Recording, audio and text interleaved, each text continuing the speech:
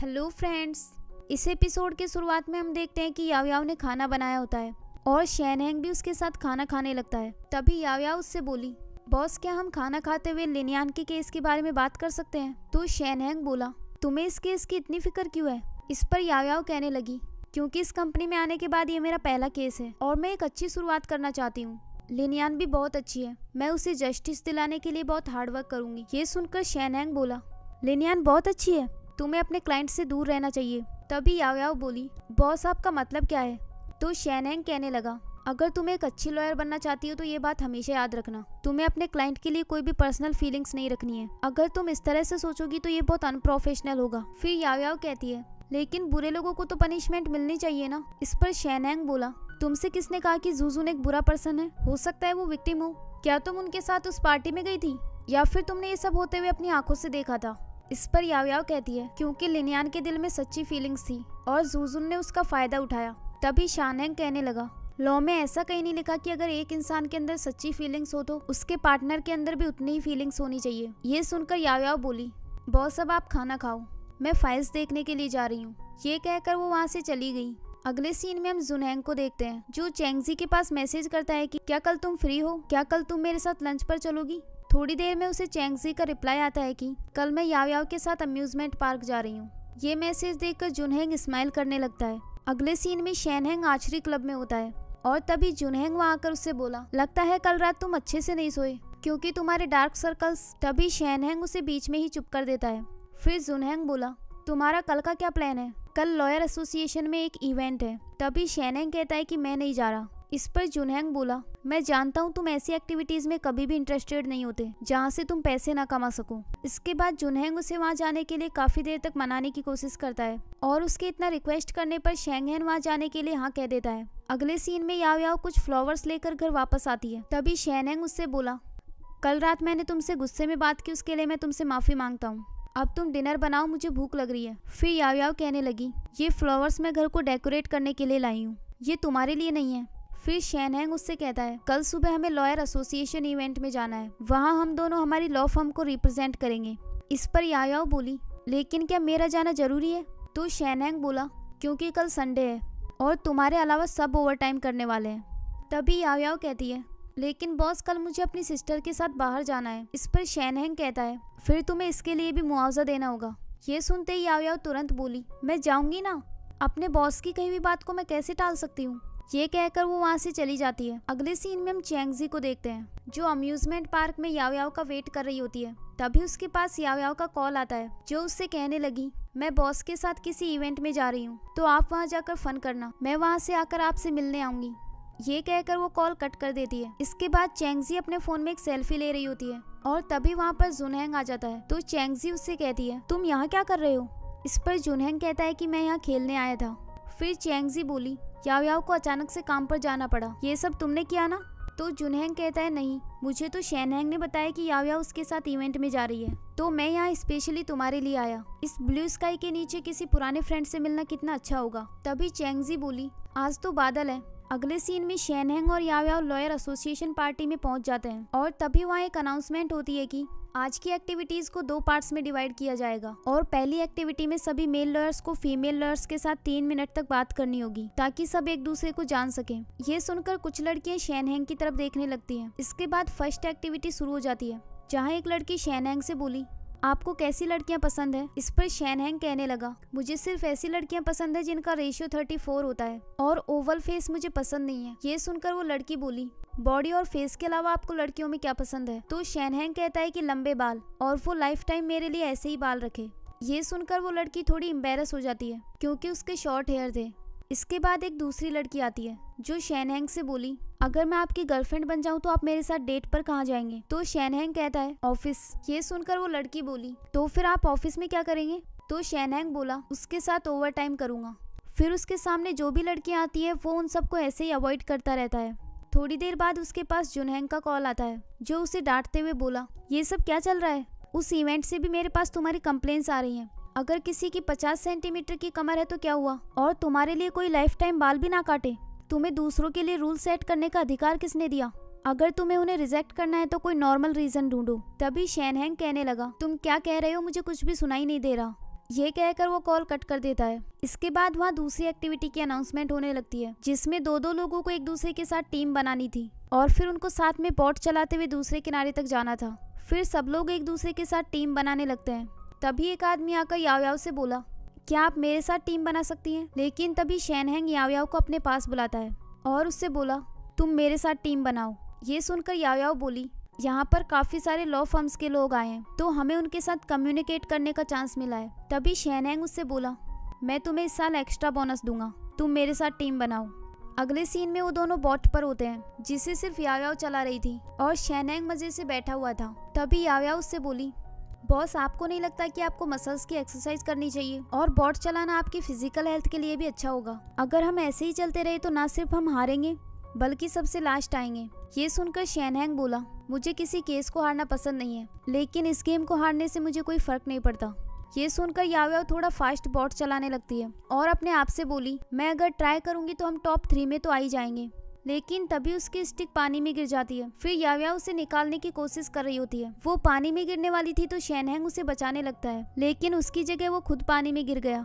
फिर याओयाओ भी उसको बचाने के लिए नीचे कूद गई तो शैनहेंग उसे डांटते हुए बोला, क्या तुम्हारा दिमाग खराब है? मैंने जैकेट पहन तो रखा है, फिर तुम्हें जंप करने की क्या जरूरत थी? तो याओयाओ बोली, वो मुझे लगा कि शायद आपको स्विमिंग करना नहीं आती। फिर वो दोनों स्विमिंग करते हुए वहाँ से बाहर जाने लगते हैं। अगले सीन में वो दोनों फिर से उस इवेंट में आ जाते हैं, जहाँ याओयाओ शैनहेंग से बोली, बॉस, क्या आपको ठंड लग रही है? तभी शैनहेंग कहता है, तुमने पहले मुझे पानी में धकेला और फिर मुझे बचाने के लिए तुम खुद भी पानी में कूद गई। तुम्हें क्या लगता है कि इससे मेरा हार्ट सॉफ्ट हो जाएगा और मैं तुम्हारे अमाउंट को माफ कर दूंगा? तुम्हें ऐसे आइडियाज से गिव अप कर लेना चाहिए।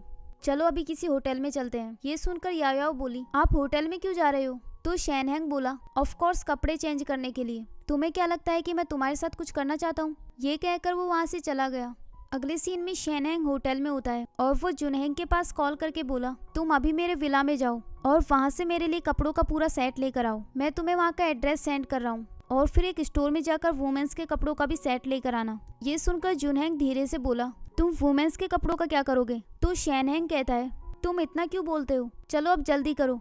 कॉल कट होने के बाद वो चैंगजी से बोला, मुझे किसी काम से जाना होगा। तो चैंगजी कहती है, हाँ, काम ज्यादा इम्पोर्टेंट है, तुम्हें वुमेन्स के कपड़े खरीदने जाना है ना? मैंने अभी सब कुछ सुन लिया, चलो अब जाओ, तुम्हें लोगों से वेट नहीं करवाना चाहिए। ये सुनकर जुनहेंग बोला, शैनहेंग ने मुझसे वुमेन्स के कपड़े मंगवाए, लेकिन लगता है तुम मेरी बात पर यकीन नहीं करोगी। मैं ये सब तुम्हें बाद में एक्सप्लेन करूंगा। ये कहकर वो वहाँ से चला गया। अगले सीन में हम देखते हैं कि याओयाओ बाथरोब पहनकर बाहर आती है। इसके बाद शैनहेंग बाथरूम में जाने लगता है। तभी याओयाओ उससे बोली, आपको पहले क्लोथ्स उतारने होंगे। तो शैनहेंग कहता है, मुझे टच मत करो, मैं ये खुद से कर लूंगा। ये कहकर वो अंदर जाने लगता है। तभी याओयाओ उससे बोली, आप इतना बड़ा रिएक्शन क्यों दे रहे हैं? पहले तो मुझे लगता था कि आपको काफी सारा एक्सपीरियंस होगा, लेकिन मैंने एक्सपेक्ट नहीं किया था कि आप इतने शाय हैं। ये सुनकर शैनहेंग डोर क्लोज कर लेता है। अगले सीन में शैनहेंग शावर ले रहा होता है और वहीं याओयाओ बाहर बैठी हुई थी। तभी उनके रूम का डोर नॉक होता है तो याओयाओ डोर खोलने के लिए जा रही होती है, लेकिन तभी शैनहेंग उसे पकड़कर बाथरूम के अंदर बंद कर देता है। इसके बाद वो डोर खोलने के लिए जाता है और जुनहेंग से बोला, मुझे ये कपड़े दो और यहाँ से जाओ। लेकिन जुनहेंग कहता है, तुमने ऐसी ड्रेस क्यों पहन रखी है और याओयाओ कहाँ पर है? तुमने उसके साथ क्या किया है? ये कहकर वो अंदर चला गया। तभी शैनहेंग कहता है, मेरा इतना बैड टेस्ट नहीं है। ये सुनकर याओयाओ बाहर आ जाती है और उससे कहने लगी, अच्छा तो बताओ कैसा है तुम्हारा टेस्ट? तो शैनहेंग कहता है, तुम मेरे ब्यूटी स्टैंडर्ड्स तक पहुंच भी नहीं सकती। तभी जुनहेंग उनसे बोला, अभी तुम दोनों झगड़ा करना बंद करो और ये बताओ तुम दोनों ने ऐसी ड्रेस क्यों पहनी है? तो शैनहेंग कहता है, एक इडियट लड़की ने मुझे पानी में धकेल दिया। ये सुनकर याओयाओ बोली, उस इडियट लड़की ने तुम्हारी जान बचाई थी। फिर शैनहेंग कहता है, मतलब तुम ये एक्सेप्ट कर रही हो कि तुम इडियट हो? जुनहेंग उन दोनों को रोकते हुए बोला, चलो पहले अपने कपड़े चेंज कर लो, मैं जा रहा हूँ। तभी शैनहेंग उससे कहता है, आज के मैटर के बारे में एक वर्ड भी किसी को पता नहीं चलना चाहिए। तो जुनहेंग इसके लिए हाँ कहकर वहाँ से चला गया। इसके बाद शैनहेंग को स्नीजिंग होने लगती है। तभी याओयाओ अपनी नोज ढकते हुए बोली, मुझे इन्फेक्ट मत करना।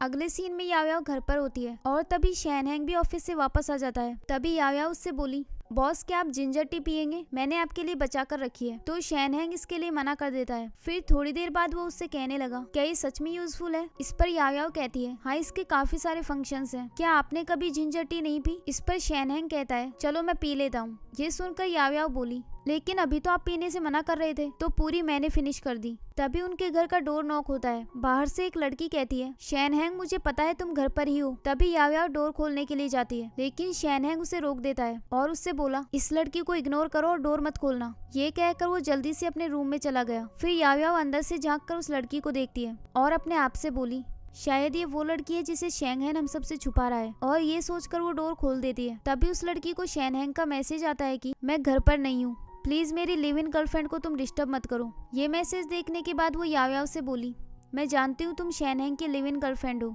लेकिन फिर भी मैं इस सच को मानना नहीं चाहती। तभी याव याव बोली, मेरा सच में उसके साथ कोई लेना देना नहीं है। और ये कहकर वो उसे अंदर बुलाती है। अंदर आकर वो लड़की उससे बोली, शैनहेंग भले ही तुम्हारे लिए इस छोटे से अपार्टमेंट में रह रहा हो, लेकिन मैं तुम्हें बताना चाहती हूँ कि कुछ फीलिंग सिर्फ कुछ ही दिनों के लिए होती है। शैनहेंग हमेशा से सिर्फ मेरा है, तुम्हें एंड तक मेरे साथ कॉम्पिटेट करना होगा। ये सुनकर याव याव बोली, लेकिन मेरे और उसके बीच ऐसा कोई रिलेशन नहीं है जैसा तुम सोच रही हो। तो फिर वो लड़की कहती है, तुम इसे एडमिट क्यों नहीं कर रही? उसने खुद ने मुझे मैसेज सेंड किया है, तुम खुद ही देख लो। ये मैसेज दिखाकर वो लड़की बोली, मैं यहाँ तुम्हें चैलेंज देने आई हूँ, शैनहेंग सिर्फ मेरा रहेगा। ये कहकर वो वहाँ से चली गई। उसके जाने के बाद शैनहेंग रूम से बाहर आ जाता है। तो याव याव उससे बोली, बॉस आपने उसे वो मैसेज क्यों भेजा? तो शैनहेंग बोला, क्योंकि मुझे पता था कि तुम डोर खोलोगी। इस पर याव याव कहती है, वो मैंने इसलिए खोला कि कहीं आपकी स्वीटहार्ट को मिसअंडरस्टैंडिंग ना हो जाए। तभी शैनहेंग उसे बताता है कि वो मेरे एक बहुत बड़े क्लाइंट की बेटी डिंगमैन है, मैंने उसे रिजेक्ट कर दिया था, पर वो अभी भी मुझे परस्यू कर रही है। फिर याव याव बोली, लेकिन अब तो उसको आपका ये एड्रेस भी मिल गया है, तो फिर आपका यहाँ रहने का क्या फायदा?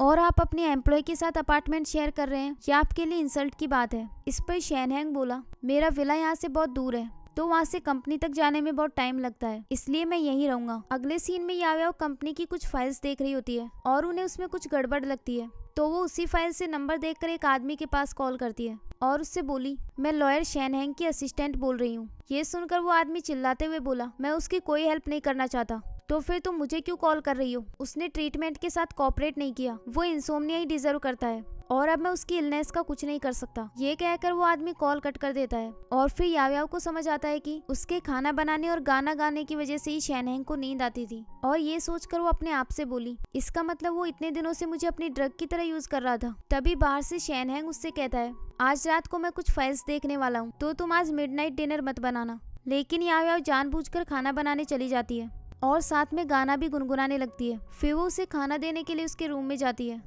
तब वो देखती है कि शैनहेंग को नींद आ गई थी। ये देखकर वो अपने आप से बोली, ये तो सच में सो गया, मुझे इस बात का फायदा उठाना चाहिए। ये कहकर वो वहाँ से चली गई। अगली सुबह शैनहेंग की बहुत लेट नींद खुलती है, तो वो बाहर जाकर याव याव से गुस्से में बोला, तुमने कल मिडनाइट डिनर क्यों बनाया? तो याव याव बोली, वो तो मैंने अपने लिए बनाया था। इस पर शैनहेंग कहता है, अगर अगली बार मैं तुम्हें बनाने से मना करूं तो तुम अपने लिए भी मत बनाना। ये कहकर वो वहाँ से चला गया। अगले सीन में शैनहेंग और याव याव मीटिंग रूम में होते हैं, जहाँ लिनियान का हस्बैंड जूजुन अपने लॉयर के साथ आता है। अंदर आकर वो शैनहेंग से बोला, मैं यहाँ आपसे सेटलमेंट के बारे में बात करने आया हूँ। मैं अपनी वाइफ को मुआवजा देने के लिए तैयार हूँ, लेकिन उसने मुझसे बात करने से भी मना कर दिया। फिर उसका लॉयर शैनहेंग के पास जाकर उसे सेटलमेंट लेटर दिखाता है और उससे बोला, आई थिंक अगर हम किसी लीगल प्रोसेस से गुजरेंगे तो उससे इंडस्ट्री में गॉसिप होगी और उससे लिनियान की इमेज भी खराब हो सकती है। वो सेटलमेंट लेटर देखकर शैनहेंग बोला, ये एकदम परफेक्ट है, लेकिन आई एम सॉरी, मैं इसे एक्सेप्ट नहीं करूंगा। ये सुनकर वो दोनों शॉक्ड हो जाते हैं और इसी के साथ ही ये एपिसोड यहीं एंड हो जाता है। नेक्स्ट एपिसोड देखने के लिए इस चैनल को सब्सक्राइब कर लीजिए। Thanks for watching.